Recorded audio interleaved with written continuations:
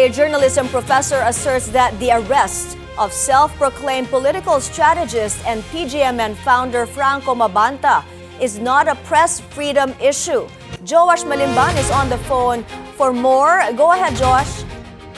My UP journalism professor Danilo Araw said the arrest of social media personality Franco Mabanta has nothing to do with press freedom, stressing that allegations of extortion should not be treated as a journalism issue. Mabanta, the founder and CEO of Peanut Gallery Media Network or PGMN, was arrested along with 4 others during an NBI entrapment operation in Pasig City Tuesday night. Authorities said Mabanta allegedly attempted to extort 350 million pesos from late Representative and former House Speaker Martin Romualdez in exchange for not releasing content linking the lawmaker to the flood control controversy.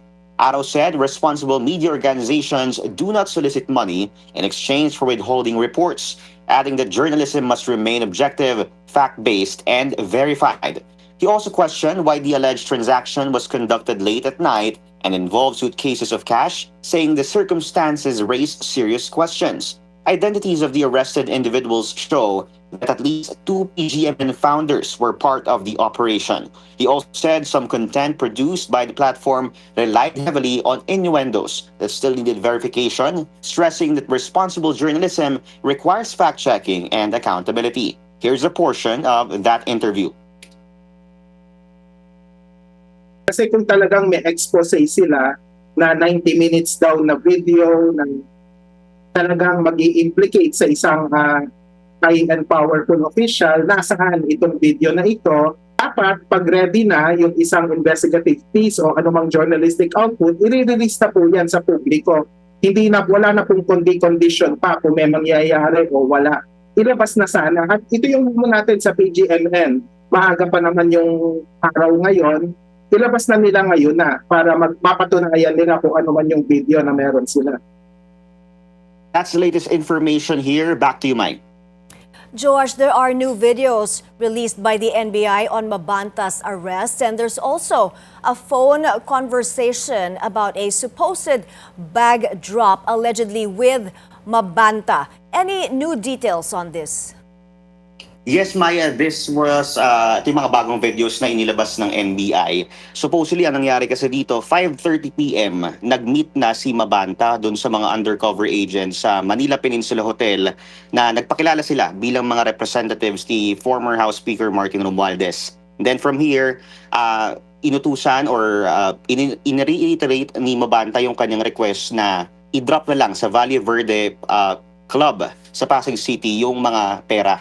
And then from there, after i-pick up ng dalawang kasama doon sa operation, ay doon sila sinundan ng NBI at doon natagpuan si Mabanta at yung isa pa or dalawa pa na kumbaga connected na personalities doon sa PGMN. Mike. Alright, Joash, what's next for Mabanta and his companions? Nag-undergo na ba sila ng inquest proceedings? Yes, kagabi, nag-undergo ng inquest proceedings si Mabanta and the 4 others who were arrested. And right now, although this should be noted na bailable daw yung case nila according sa NBI. But sinabi rin naman ng NBI na bagaman hindi nila sinabi na directly na malakas yung kaso, malakas daw yung mga ebidensya na hawak nila lalo na't kompleto yung videos at yung kumbaga yung pagkakita na pag-commit ng crime nitong mga akusado. May. Let's talk more about that. Ang tingin ba ng NBI that they have a tight case? Like sinabi nga nila na may mga ebidensya sila. Like yung mga videos na nilabas nila plus this video na supposedly with Mabanta meeting their NBI agents in Manila Pen prior to the buy-bust operation. Yes, gaya nga ng sabi ko kanina, hindi naman sinabi ng NBI exactly na malakas yung kaso, pero sinabi nila na malakas yung ebidensya at na-consummate daw yung crime. Kasi from pa lang sa Manila Peninsula Hotel noong makipag-meet yung undercover agents hanggang dun sa pagsunod nila sa Valle Verde Club sa Pasig City ay kumbaga na-document lahat nung acts na kinumit allegedly nila Mabanta at nung 4 others pa na naaresto. May. Thank you, Joash Malimban reporting.